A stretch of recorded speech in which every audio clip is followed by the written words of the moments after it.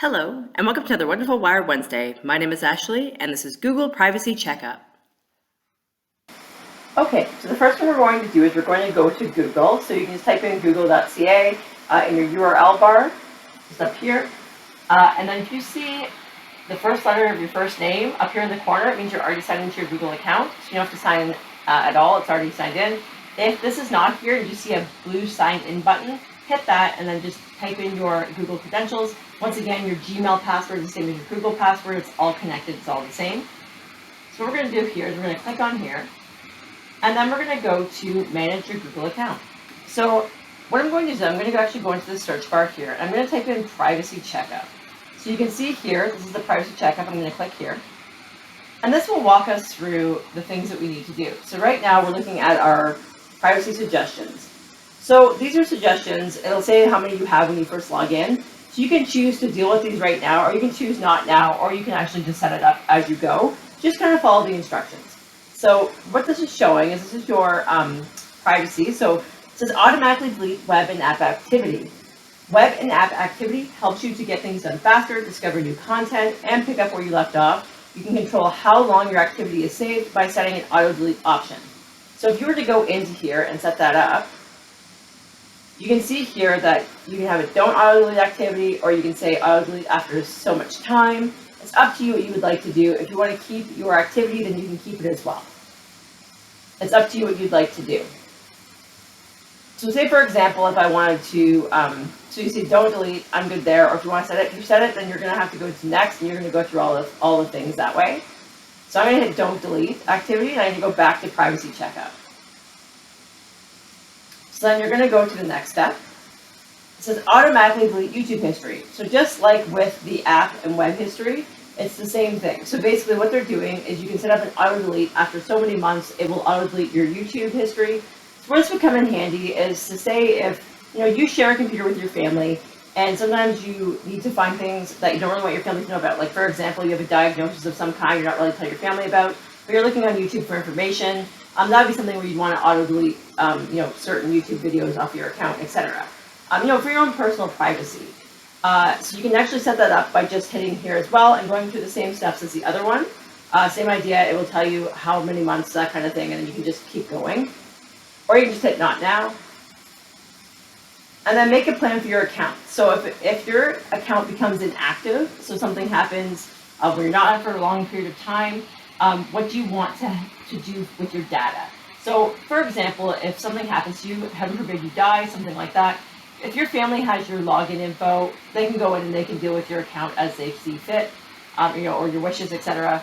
Or you can go through here and you can make a plan if something happens. So you basically just click this and you go through the steps and that kind of thing as well. So what happens to your data if you stop using your account? All right, so we're done that. So I'm going to go back here. And then you can see here, it says your account is protected. So I'm going to go to see details. And you can see here that it's going to show you the devices, some devices that you've logged in on. So remove this device from Windows. This is actually my computer, so it's not a big deal. But you can remove it if you would like to remove it. If you see something on here that you do not recognize, then you can definitely remove it, and that kind of thing. And that's also where you would go and change your password as well. But you can definitely just remove something if you don't recognize it. You can click down here, you can see where you've signed in. So you can see, here we go. These are all the places I've signed in to my computer, and on my phone, etc., and on my iPad. So you can just see all the things that I've signed into. And keep in mind too that sometimes the places, like as in where it's telling you it's coming from, isn't always completely correct either. So sometimes, I know for a fact I signed it on a Chromebook, but it says here, it just says Canada. So I know it's me, so that's okay. It doesn't always zone in on the exact spot that you've signed in on. And then your recent security activity, and then my two-step verification is on, which is kind of what you want to have as well. So my security checkup is already good for me. You can see here what I've got for devices, and that's good. So I'm just going to go hit the back button at the top of the screen here.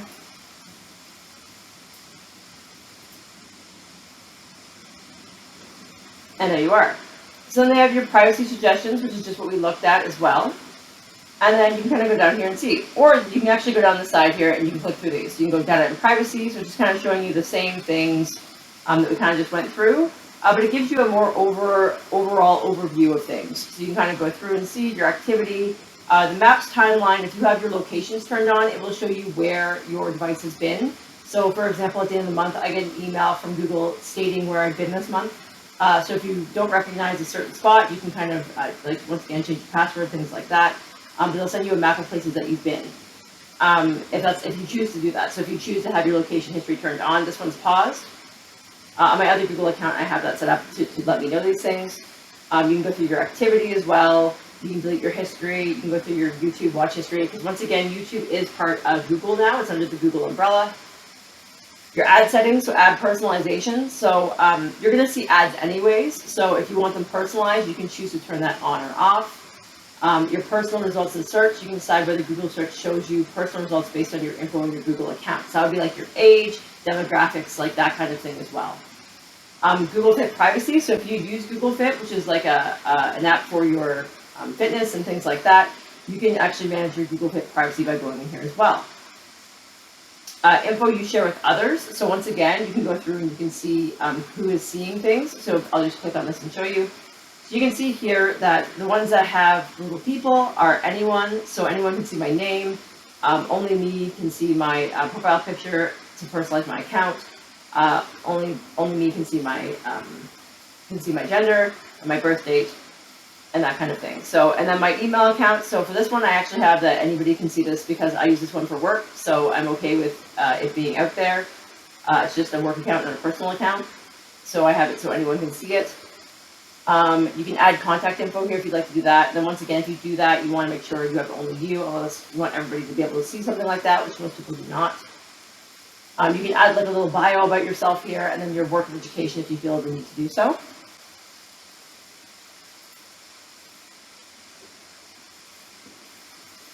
And then if you go down further, so we just kind of went back, so we're just going to go down a bit further here.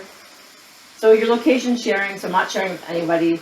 I typically have it to not share, so it's up to you if you want to. A lot of people feel that they don't want to share the location with people, so that's good. You can choose to turn that off in this step as well. You can set up your payment methods from here if you're going to use a credit card on your account or something like that for your Google account. Your subscriptions, your devices, like we just went through a minute ago, and then your contacts as well are in here. And then who can see your data? So you can actually go through and see here, they kind of talk about your data. You can see your history and ad preferences. So if it's something that you're worried about, Google just kind of set this up for you so you can actually understand better what's going on and how they're using your information. And you can go through here and just kind of like read through all of this and just go through. So basically what you want to do is you just want to kind of start from the top and kind of go down and set your settings the way you want them, just to protect yourself and your privacy. I know that security and privacy are a big thing for people as well. They really want to make sure that their privacy and security, are very important. Obviously, so they want to make sure that things are up to date, and who can see what. So we have this here as data from apps and services that you use. So this is showing the apps and services I log into with my Google account. So you can see here that these are the things that I have. You can go through, as you can see here, the Vivid Drive and that kind of thing, my YouTube subscription. So with my personal account though, I do log into more things with my Gmail and my Google account. So those would be sitting there as well. So my Fitness Pal or like something like that I would log into with my Google account would be in that area as well. So just as once you go back, you have to go back up to the top and kind of go back to the bottom again. So you can see here that there's third-party apps with account access, so I have no apps connected here. So this is where you would see like those things like, my Fitness Pal or, any of the other apps that you would use. Like if you use your Google account to log into like the newspaper or like something like that, this is where this would sit here to show you. And then if you see something you don't recognize, you can boot it off. Or if you choose that you don't want a certain app to have access to that anymore, you can also remove it then and then the spot as well.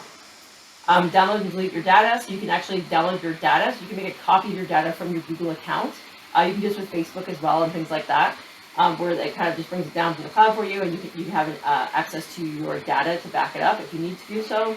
And then you can delete a Google service if you no longer use it.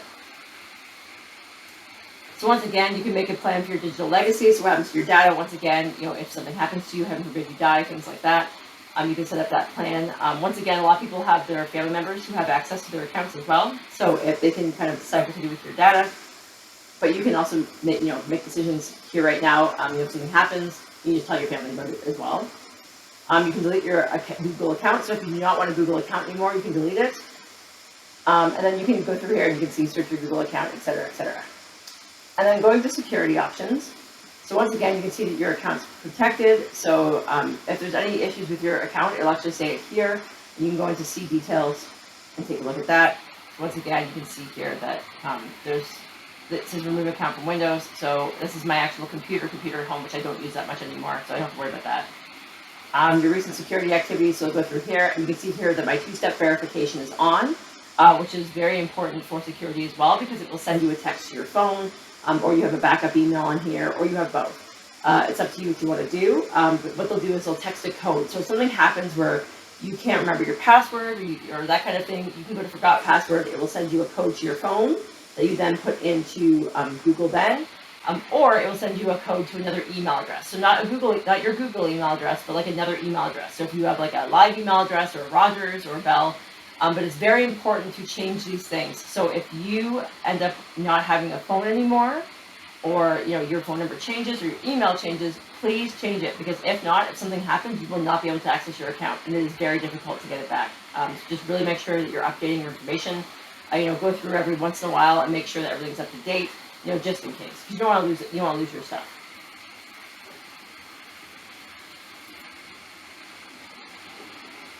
And you can see the recent security activity, which you can see you set it on Windows, which I'm on my work computer right now. And then signing into Google, you can change your password here as well. So if you want to change your password, you just click here, and then you'll type in your old password. So you have to know what your old password is. Even though you're already logged in, it will ask you for it and prompt you for it, and then you create a new password. Two-step verification is on, and then app passwords, I don't have anything connected to this account. My recovery phone number is here, which I will blank out. My recovery email, once again, is my email at work. And you can see the devices that I've been on here as well. You can manage all your devices, and you can kick any devices off that you need to do. You can find a device as well. So if you have Google on your phone, for example, and your phone is on, and you lose your phone, you can actually ping to your phone, and it will tell you where it is. It will show you on a map where it is. Once again, it's approximate, so depending on where you are, this comes in very handy for somebody who's lost their phone, somewhere at the library, for example, or something like that. It'll show that your phone is at the library, for example, so you can go back to that spot and try and take a look for it, or to retrace your steps, that kind of thing. Enhanced safe browsing, so you can turn this on if you would like safe browsing, so as in it's going to tell you if something is a bad website, or something you're downloading is bad. It will do that. You can turn that on here just by clicking in here. And then signing into other sites. So there's lots of things. You can have your password manager on here. There's linked accounts if you have some, etc., etc. And that's Google Privacy and Security. Have a great day.